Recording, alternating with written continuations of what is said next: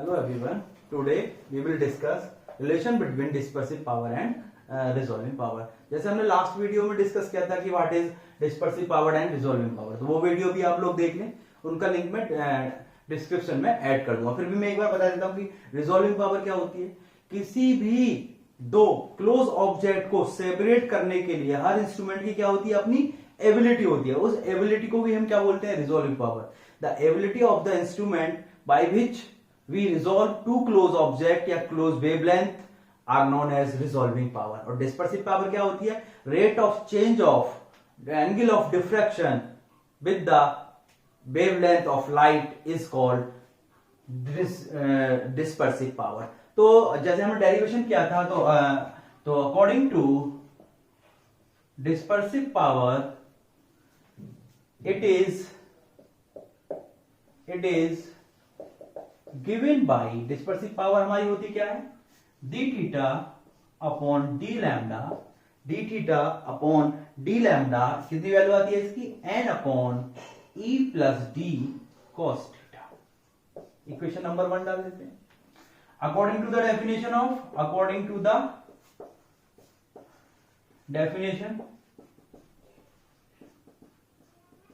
Definition of resolving power we know that अगर आप चाहो तो यहां पे अगर सेपरेट आता है रिजॉल्विंग पावर और डिस्पर्सिव पावर को ना पूछ के सेपरेट आता है, तो यहां पर हम क्या कर सकते हैं, डिस्पर्सिव पावर और रिजॉल्विंग पावर की डेफिनेशन भी लिख सकते हैं। तो हम डायरेक्ट कर रहे हैं यहां पर lambda upon D lambda equal to कितना आता है आपका, N. Equation number 2, D theta upon D lambda equal to कितना है, N upon E plus D cos theta, lambda upon D lambda equal to है एन एन।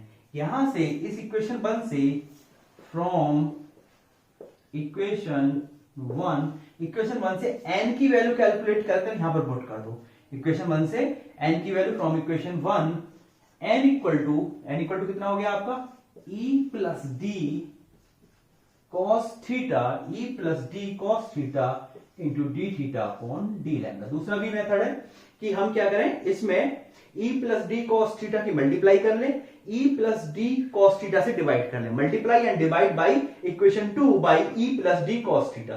तो e plus D cos theta से जब डिवाइड करोगे तो n upon e plus D cos theta direct d theta upon D lambda आ जाएगा, और e plus D cos theta d theta upon D lambda यहां से आ जाएगा। तो यहां पर वैल्यू पुट कर दो, तो lambda put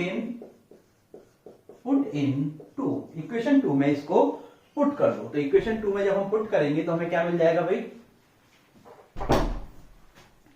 lambda upon D lambda equal to E plus D cos theta into D theta upon D lambda, और यहां पर एक एन है।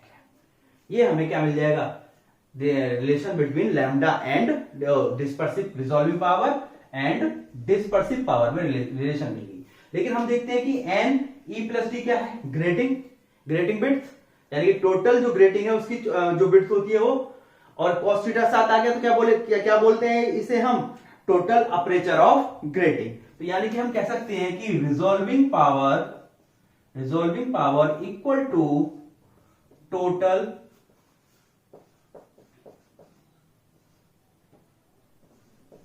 Aperture of grating into dispersive power. इसको क्या बोल सकते हैं हम, इसको ये भी बोल सकते हैं कि dissolving power is equal to total aperture of grating into dispersive power. तो this is the relation between resolving power and grating.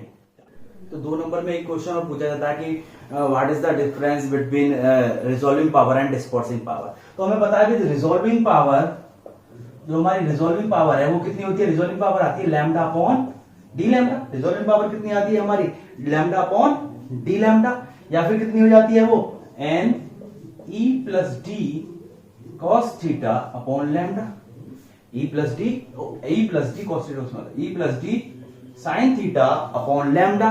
और जो डिस्पर्सिव पावर आती है वो कितनी होती है, D theta upon D lambda equal to N upon E plus D cos theta. तो हमने देखा कि अगर हम दो ग्रेटिंग लें, एक ग्रेटिंग ए लें और एक ग्रेटिंग बी लें, ग्रेटिंग ए को ग्रेटिंग बी से बढ़ा लें, यानी कि इसकी विड्थ जो हो वो क्या हो, grating A is longer than grating B. हमने इस तरह से दो ग्रेटिंग ली और नंबर ऑफ स्लिट दोनों में क्या है, एन। नंबर ऑफ हमने रूलिंग की है दोनों में, वो दोनों में सेम है। जब नंबर ऑफ रूलिंग सेम है तो जब ये वाली स्लिट विड्थ ये बड़ी है और नंबर ऑफ स्लिट बड़ी बराबर है, मान लो ये एक ग्रेटिंग आपकी ये हो गई बी और एक ग्रेटिंग आपकी ये हो गई ए बी से बड़ी है तो ए होगी, और नंबर ऑफ रूलिंग जो है वो क्या है दोनों में, एन, वो दोनों में सेम है, यानी कि इसमें भी 1 2 4 कर लो, इसमें भी 4 करेंगे।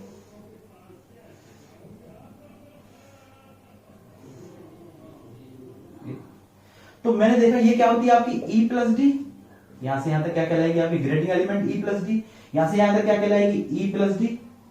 तो इस जब ये A बड़ी है B से, जब ग्रेटिंग A बड़ी है B से, तो इसका E प्लस डी क्या हो गया, बड़ा हो गया इसके E प्लस डी से। बस स्लिट की विड्थ क्या हो जाएगी, बड़ी लेनी पड़ेगी, रोलिंग बड़ी करनी पड़ेगी। तो इसका मतलब क्या है, A के लिए जो A है और ये B है, तो A के लिए रिजॉल्विंग पावर देखो, A resolving E plus D पे कैसे है, डायरेक्टली प्रोपोर्शनल। तो A की रिजॉल्विंग पावर ज्यादा होगी B की रिजॉल्विंग पावर से, क्योंकि E प्लस डी पर रिजॉल्विंग पावर डायरेक्टली प्रोपोर्शनल है। और डिस्पर्सिव पावर आप देखोगे E प्लस डी पर कैसे डिपेंड कर रही है, इनवर्सली प्रोपोर्शनल। तो डिस्पर्सिव पावर इन दोनों की उल्टी होगी, डिस्पर्सिव पावर B की बड़ी होगी, ज्यादा होगी, और A की कम होगी। तो ये एक बेसिक डिफरेंस है between resolving power and dispersive power में। क्या है कि अगर हम if we consider two grating A and B and A is longer than B, both having same number of slit या ruling line, then A has higher resolving power than B and B have higher dispersive power than A. So this is the one difference between आपका resolving power and dispersive power. Thank you.